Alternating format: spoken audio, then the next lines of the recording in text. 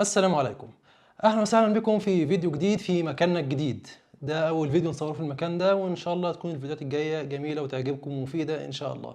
ولو ما تعرفش فاحنا عملنا قناه جديده اسمها احمد سبيع.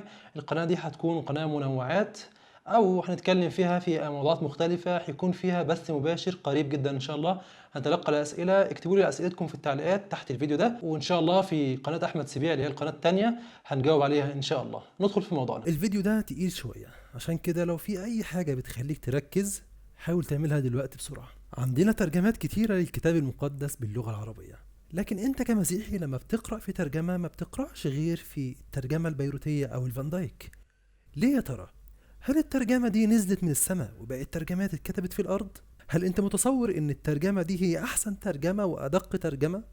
لو انت متصور كده فأحب أقولك ان كلامك غلط. ترجمة الفان دايك ما هياش أحسن ترجمة ولا أدق ترجمة.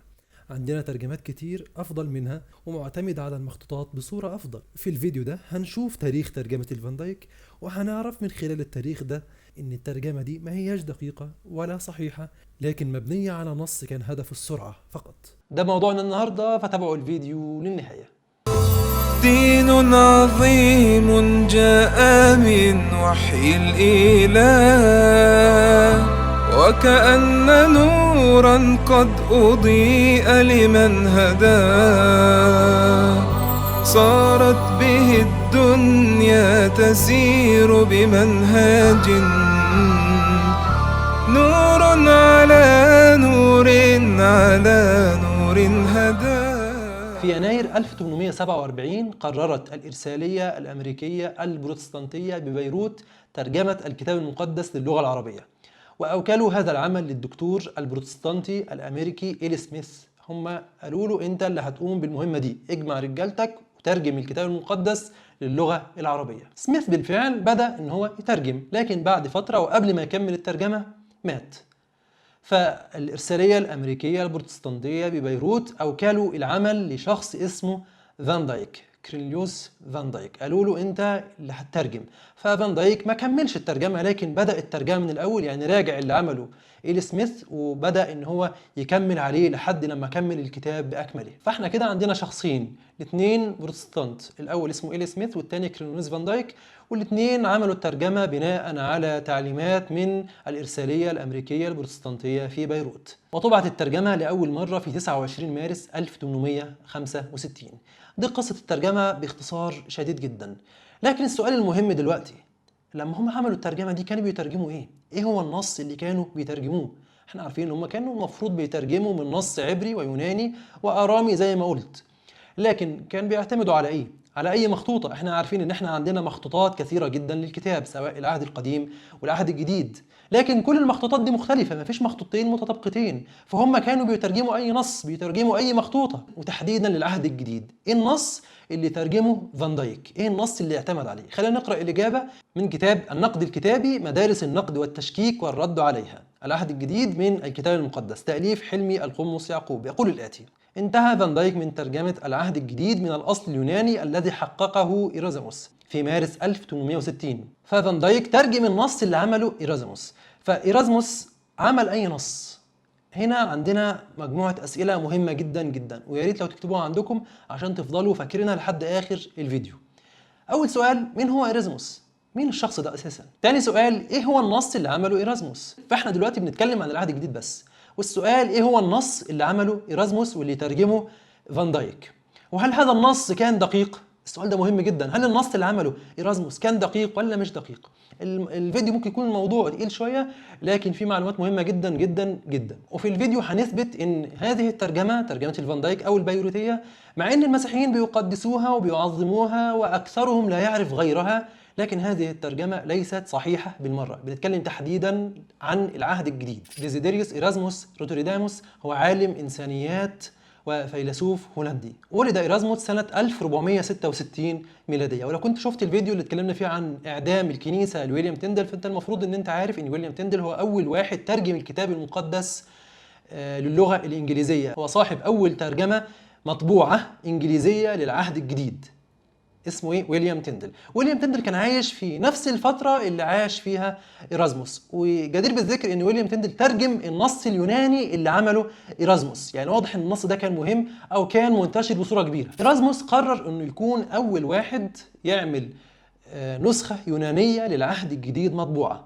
وحينما يذكر ايرازموس لابد ان نقول ان ايرازموس هو صاحب اول نسخة يونانية مطبوعة للعهد الجديد، اسمه إيرازموس، صاحب أول نسخة يونانية مطبوعة للعهد الجديد. يعني قبل إيرازموس ما كانش عندنا العهد الجديد إلا في هيئة مخطوطات يدوية، كل مخطوطة غير التانية، لحد لما جه إيرازموس وعمل نص مطبوع، أول نسخة مطبوعة للعهد الجديد. افتكر الجملة دي كويس جدا. فقبل إيرازموس كان عندنا مخطوطات كتيرة للعهد الجديد، مخطوطات كل مخطوطة مختلفة عن التانية.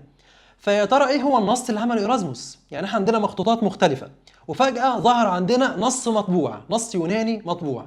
فالنص ده يمثل ايه بالظبط؟ هل يمثل مخطوطة من المخطوطات، ولا ايرازموس جمع مخطوطات كتيرة واختار بينها ويرجح بينها وشاف الافضل هنا ايه والافضل هنا ايه والافضل هنا ايه وعمل نسخته اليونانيه؟ ده السؤال المحوري في حلقه النهارده او في فيديو النهارده. المصيبه هي ان ايرازموس ما كانش هدفه الدقه ولا كان هدفه الصحه، لكن كان هدفه السرعه، كان عاوز ينجز، لان كان في ناس تانيين شغالين في طباعه الكتاب المقدس، وبالفعل كانوا عملوا العهد القديم، طبعوا العهد القديم. فإيرازموس قال أنا عاوز أكون أول واحد يطبع العهد الجديد، أكون صاحب أول نسخة للعهد الجديد، أول نسخة مطبوعة للعهد الجديد. وبالفعل إيرازموس قدر إن هو يطبع العهد الجديد قبلهم، قبل الناس التانيين. هم عملوا العهد القديم ولسه ما خلصوش العهد الجديد، فإيرازموس كان بيسابق الزمن عشان يلحق يخلص طبعة العهد الجديد بتاعته اليونانية قبلهم. فمع الأسف إيرازموس كان هدفه الأول والأساسي هو السرعة، ما كانش هدفه الدقة ولا إن الطبعة تكون صحيحة ولا دقيقة، ولا اهتم إن هو يجمع المخطوطات القديمة ولا يجمع أكبر قدر من المخطوطات عشان يقارن بينهم. فمع الأسف إيرازموس كان هدفه الأساسي السرعة، وبالفعل قدر إن هو يعمل الطبعة في 6 شهور فقط، وده إنجاز كبير جدا بالفعل. لكن عشان يوصل للإنجاز ده فهو لم يقم بجمع أكبر قدر من المخطوطات، يعني ما جابش مخطوطات كتيرة جدا يونانية ويقارن بينهم، ولا جمع المخطوطات القديمة عشان يشوف المخطوطات القديمة تقول إيه، لكن فقط اعتمد على 6 مخطوطات حديثة. كارثة. يعني عندنا آلاف المخطوطات للعهد الجديد، لكن هو اعتمد فقط على 6 مخطوطات وكلها مخطوطات حديثة. طبعا كل مخطوطة من ال6 اللي اعتمد عليهم إيرازموس مختلفة عن التانية، 6 مخطوطات كلهم مختلفين عن بعض. فقعد وحاول ان هو يقارن بين المخطوطات ال6 ويرجح القراءات المختلفة. يعني هنا مثلا المخطوطة بتقول حاجة معينة والتانية بتقول حاجة معينة، فهو يشوف مثلا الأقدم فيهم إيه أو الأفضل أو الأقرب للصواب ويختارها ويحطها في نسخته اليونانية. تخيل إن إيرازموس من بين آلاف المخطوطات للعهد الجديد لم يعتمد إلا على 6 مخطوطات فقط، منهم مخطوطة وحيدة من القرن العاشر وباقي المخطوطات من القرن الثاني عشر، القرن 12. شوف المسيح وتلاميذه كانوا في القرن الأول الميلادي، هو اعتمد على مخطوطات من القرن 12، يعني بينهم وبين المسيح 12 قرن من الزمان. فالنص اليوناني اللي عمله إيرازموس هو النص اليوناني الموجود في مخطوطات القرن 12. دي كارثة ومصيبة، ومعروف إن كلما كانت المخطوطة أقدم كانت أفضل. فالمصيبة إن إيرازموس اعتمد على مخطوطات حديثة جدا، يعني مش من القرن الثاني ولا الثالث ولا الرابع ولا الخامس ولا السادس ولا السابع ولا الثامن ولا التاسع ولا العاشر، مخطوطة واحدة من القرن العاشر وباقي المخطوطات ال5 الباقيين من القرن 12. والسبب زي ما قلنا إن هو كان عاوز يعمل الطبعة بسرعة، عاوز يعملها بسرعة قبل ما التانيين يعملوها، فجاب 6 مخطوطات وأنجز بسرعة عشان يخلص الموضوع قبلهم. والطريف إن إيرازموس لم يكن بحوزته أي مخطوطة لسفر الرؤيا، يعني ال6 مخطوطات اللي معاه ما كانش فيهم أي مخطوطة لسفر الرؤيا، رؤيا يوحنا، فجابها من واحد صديقه استلفها منه، والمخطوطة دي برضو من القرن 12. والطريف أيضا إن هذه المخطوطة ما كانش فيها آخر 6 فقرات من رؤيا يوحنا، فترجمهم إيرازموس من الفولجاتا اللاتينية. فهنا هو عمل نص يوناني ل6 الفقرات الأواخر، نص يوناني ملوش وجود في أي مخطوطة يونانية، يعني هو اخترع نص يوناني لآخر 6 فقرات، اخترعهم من عنده بناء على الفولجاتا اللاتينية. المهم في كلامنا اللي فات عشان ما تتوهش مني، قلنا إن ترجمة الفان دايك أو البيروتية هي أشهر ترجمة عربية. هذه الترجمة مترجمة عن نسخة إيرازموس. إيرازموس ما كانش هدفه الدقة ولا إن هو يعمل نص جيد، لكن كان هدفه الأساسي وممكن نقول الوحيد السرعة، عاوز يعمل بسرعة، فاعتمد فقط على 6 مخطوطات حديثة جدا، وترك المخطوطات القديمة وترك المخطوطات الأفضل وترك المخطوطات الأهم عشان يعمل طبيعته زي ما قلنا بسرعة. إيرازموس عمل 5 إصدارات من طبيعته. في سنة 1516 عمل الإصدار الأول، لكن لأنه كان إصدار سريع فكان فيه أخطاء إملائية كثيرة جدا، فعمل بعد فترة في سنة 1519 الإصدار الثاني وصح الأخطاء دي. والإصدار الثاني ده اللي اعتمد عليه مارتن لوثر في ترجمته اليونانية. يعني مارتن لوثر ترجم نص إيرازموس الطبعة الثانية منه. في الطبعة الأولى والطبعة الثانية لم يضع إيرازموس نص الفصلة اليوحنوية اللي هي رسالة يوحنا الأولى 5 الفقرة 7 و8، والذين يشهدون في السماء هم 3 الآب والابن والروح القدس وهؤلاء ال3 هم واحد. الفقرة المهمة دي اللي هي الفقرة الصريحة عن الثالوث لم يضعها إيرازموس في الطبعة الأولى والطبعة الثانية، وده ليه؟ لأنه ما لقاهاش في المخطوطات اللي كانت متوفرة عنده. فإيرازموس لاقى انتقادات شرسة جدا من الرهبان ومن الأساوسة ومن الكنيسة بسبب أنه لم يضع هذه الفقرة المهمة في طبعته، فوعدهم أنه يضيفها في الطبعة الثالثة لو حد جاب له مخطوطة فيها النص ده. قال لهم هاتوا لي أي مخطوطة يونانية فيها النص ده وهضيف لكم النص ده زي ما انتوا عاوزين في الطبعة الثالثة. وبعد شهور قليلة أحد الرهبان أهدى إيرازموس مخطوطة من القرن ال16 فيها النص زي ما هو قال لهم هاتوا لي مخطوطة فيها النص ده وهضيفه لكم. راحوا عاملين له المخطوطة من نفس الفترة، أنا بقول من القرن ال16، يعني من نفس فترة إيرازموس، من نفس العصر معاصرة لإيرازموس. عملوا له مخطوطة تحت الطلب. هو قال لهم عاوز مخطوطة فيها النص فعملوا له المخطوطة. يعني الورق ورقنا والحبر حبرنا، خد المخطوطة اهي وخد النص حطه لنا بقى في الايه؟ في الطبعة. فإيرازموس مع الأسف خضع للضغوط، وفي سنة 1522 عمل الطبعة الثالثة. وفي الطبعة الثالثة حط لهم النص اللي هم كانوا عاوزينه. انتوا عاوزين النص ده وزعلانين انه مش موجود وجبتوا لي مخطوطة، ورغم ان هي مخطوطة حديثة ومعاصرة للوقت اللي هو كان فيه، فحطها بالفعل في الطبعة الثالثة سنة 1522. لكنه كتب ملاحظة بيقول فيها انه يعتقد ان هذه المخطوطة تم اعدادها لافحامه. سنة 1611 يعني بعد إيرازموس بتقريبا 100 سنة حبوا انهم يعملوا ترجمة انجليزية حديثة اللي هي ترجمة الملك جيمس. فبالفعل ترجموا الطبعة الثالثة من او الاصدار الثالث من نسخة إيرازموس اللي هو عملها. عشان كده هتلاقي في نسخة الملك جيمس هتلاقي فيها نص الفصلة اليوحنوية والذين يشهدون في السماء هم 3، هتلاقيه في ترجمة الملك جيمس ولن تجده في أي ترجمة إنجليزية حديثة. حتى إن مارتن لوثر زي ما قلت كان اعتمد على الطبعة الثانية الإصدار الثاني من نسخة إيرازموس، فهو لم يضع نص الفصلة اليوحنوية، لكن أتباعه بعد موته حطوا النص. فواضح ان الموضوع كان سهل وكله بيلعب وكله بيعدل على مزاجه وعلى هواه. فإيرازموس زي ما قلنا عمل 5 إصدارات من نسخته اليونانية للعهد الجديد.